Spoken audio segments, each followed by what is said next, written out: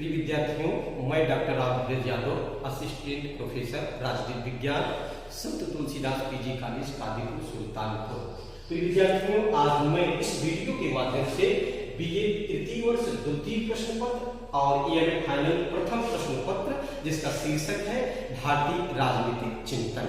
भारतीय राजनीतिक चिंतन के अंतर्गत मैं आज आचार्य कौटिल्य और उनका अर्थशास्त्र के बारे में संक्षिप्त जानकारी देना चाहूंगा।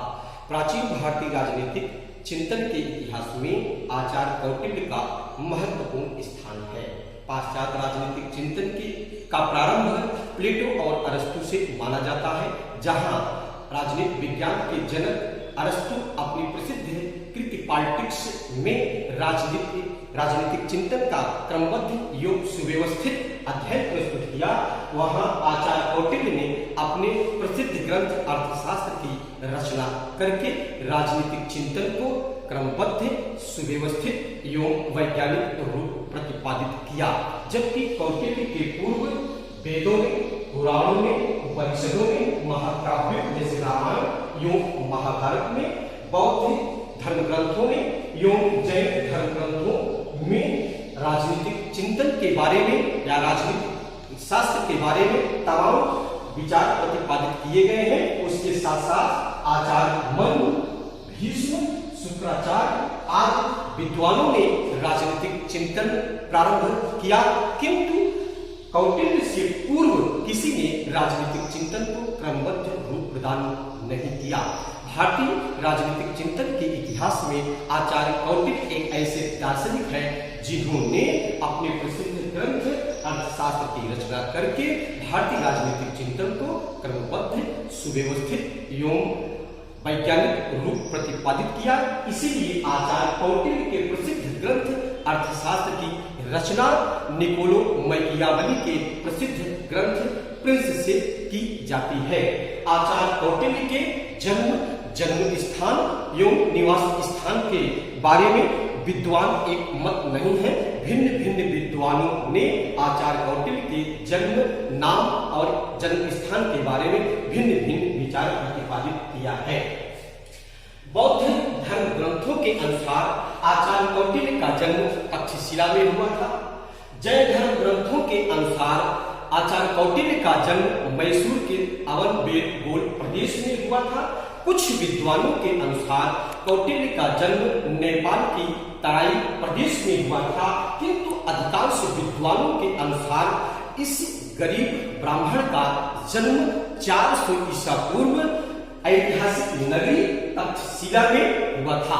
कौटिल्य के पिता का नाम चाणक्य या श्रीगुप्त था और उनके शिष्य का नाम चंद्रगुप्त मौर्य था, जिसके वे महामंत्री थे। प्राचीन भारतीय राजनीतिक चिंतन के इतिहास में कौटिल्य को 3 नामों से जाना जाता है: विष्णुगुप्त, चाणक्य और कौटिल्य। विष्णुगुप्त नाम उनके पिता ने रखा। चाणक्य गोत्र में जन्म लेने के कारण या चाणक्य नामक स्थान पर जन्म लेने के कारण उनका नाम चाणक्य पड़ा। कौटिल्य अपने प्रसिद्ध ग्रंथ अर्थशास्त्र के प्रारंभ और अंत में कौटिल्य नाम लिखता है, इसलिए उसका नाम कौटिल्य पड़ा। कौटिल्य कुटिलता का समानार्थी है। कुटिल उस व्यक्ति को कहा जाता है जो अपने कार्यों की सिद्धि के लिए किन्हीं भी तरह से अपने उद्देश्य की प्राप्ति कर सके। आचार्य कौटिल्य के संबंध में 2 प्रकार की बातें सामने आती हैं, जो विद्वान भिन्न भिन्न विचार व्यक्त करते हैं। कौटिल्य के समय मगध का शासक महानंद या महापद्मानंद था। वह एक उग्र व्यसनी शासक था। उसका महामंत्री, जिसका नाम सक्टार था, किसी कारणवश सक्टार और महानंद के बीच मन मुटाव हुआ। सक्टार महानंद या मगध सम्राट से बदला लेना चाहता था। कुछ समय बाद उसकी मुलाकात आचार्य कौटिल्य से हुई। एक समय था कि महाधनानंद ने सक्टार को श्राद्ध के अवसर पर मगध के समस्त ब्राह्मणों को आमंत्रित किया। सक्टार उस श्राद्ध के अवसर पर कौटिल्य को भी आमंत्रित किया। उस सट्टार ने उसे सबसे पीछे और सबसे ऊंची कुर्सी पर बैठाया। सभा को संबोधित करने के लिए महापद्मानंद जब उपस्थित हुआ, उसकी सबसे पहले दृष्टि कौटिल्य के ऊपर पड़ी। उसने कहा, इस ब्राह्मण को हमारे श्राद्ध में किसने आमंत्रित किया? कौटिल्य क्रोधित होकर अपने बाल की शिखा को खोला और उसने कहा, हे महापद्मानंद, जब तक मैं नंदवंश का अंत नहीं कर दूंगा तब तक मैं अपनी शिखा को नहीं बांधूंगा। इस उद्देश्य से वह नाराज होकर निकल पड़ा। दूसरा आधार सामने आता है, जब सिकंदर भारत में प्रवेश करता है, धीरे धीरे मगध की तरफ बढ़ता है, तो कौटिल्य महापद्मानंद को सिकंदर का सामना करने के लिए कहा, किंतु महापद्मानंद व्यसनीला होने के कारण वह नित्य गायन व्यसन में फंसा था। वहां पर भी कौटिल्य का अपमान किया और कौटिल्य की बात को नहीं माना। वहां पर भी कौटिल्य नाराज हुआ और वह भी महापद्मानंद से बदला चुकाने का निश्चय किया, मगध को स्वतंत्र कराने का निश्चय किया। इसी उद्देश्य से वह निकला और कुछ ही समय बाद उसकी एक बच्चे से मुलाकात हुई जिसका नाम चंद्रगुप्त था। आचार्य कौटिल्य चंद्रगुप्त की प्रतिभा को देख करके उसे अपना शिष्य बनाया और चौमुखी सर्वांगीण अर्थात शस्त्र से शास्त्र तक की शिक्षा देना प्रारंभ किया। और एक समय ऐसा आया कि महापद्मानंद का आचार्य कौटिल्य और चंद्रगुप्त दोनों मिलकर अंत करते हैं और मगध का नरेश चंद्रगुप्त मौर्य हुआ और आचार्य कौटिल्य को अपना महामंत्री या प्रधानमंत्री बनाया।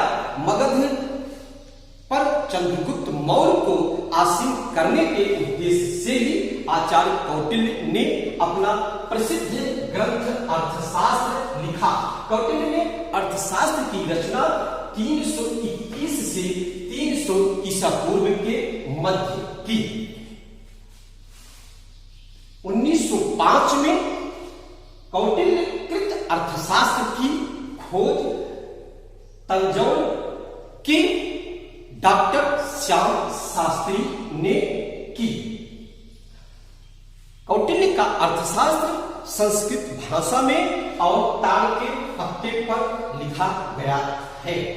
यह हस्तलिखित पांडुलिपि जब डॉक्टर श्याम शास्त्री ने तंजौर सरकार के पुस्तकालय में प्रस्तुत की और जब इसका प्रथम संस्करण 1909 में और कुछ विद्वानों के अनुसार 1915 में हुआ तो विदेशी विद्वानों के होश उड़ गए। विदेशी विद्वानों ने यह अनुभव किया कि प्राचीन काल में आचार्य कौटिल्य जैसे एक भारतीय विद्वान ने राजनीतिक चिंतन किया या प्रशासनिक, राजनीतिक, सामाजिक समस्त विचारधाराओं पर अपना विचार प्रस्तुत किया। आचार्य कौटिल्य कृत अर्थशास्त्र में 15 अधिकरण, 150 अध्याय, 180 प्रकरण है और उसमें 6000 श्लोक है। मैसूर के रिसर्च सेंटर में आचार्य कौटिल्य कृत अर्थशास्त्र हस्तलिखित रखा गया है, जिस पर अभी तक अंतर्जाल के माध्यम से या नेट के माध्यम से पता चलता है, अभी तक उस पर 30 लाख संरक्षण पर खर्च किया गया। आचार्य कौटिल्य के अर्थशास्त्र में वर्णित 15 अधिकरण है। अधिकरण किसे कहा जाता है? जिसे अधिकार पूर्वक कहा गया हो उसे अधिकरण कहा जाता है।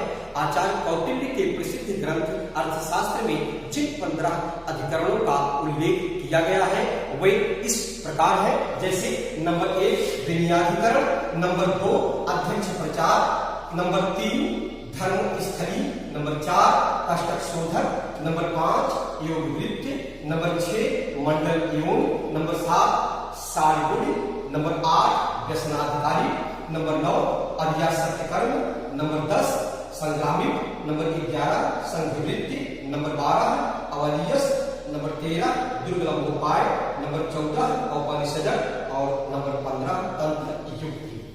विन्यासीकरण नामक अधिकरण के अंतर्गत राज्य के जीवन और व्यवहार का सामान्य वर्णन किया गया है।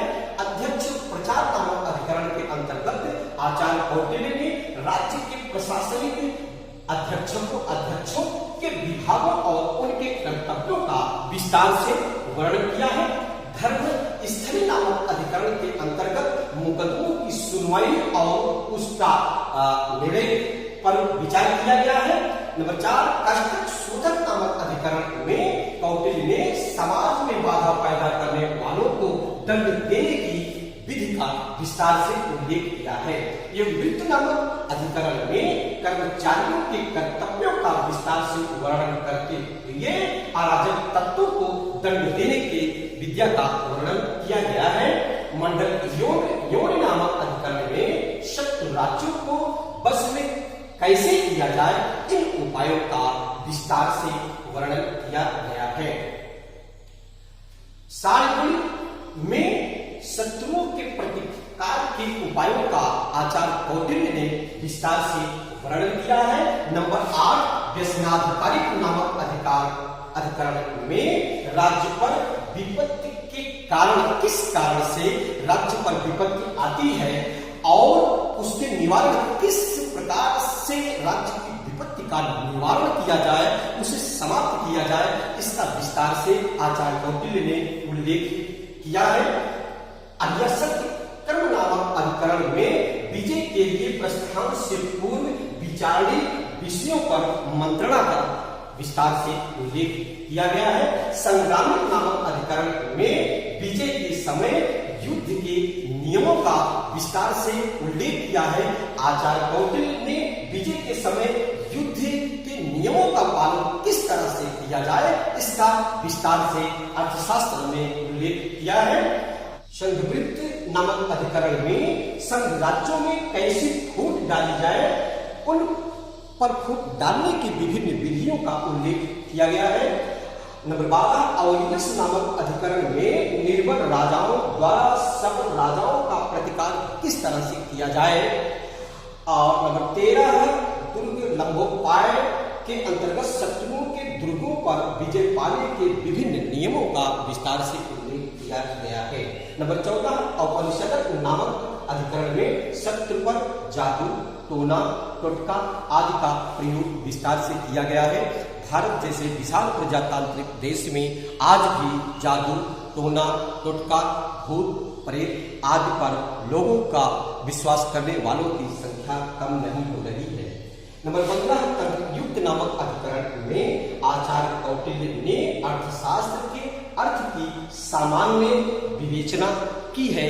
इस प्रकार आचार्य कौटिल्य ने अपने प्रसिद्ध ग्रंथ अर्थशास्त्र में 15 अधिकरणों का विस्तार से उल्लेख किया है।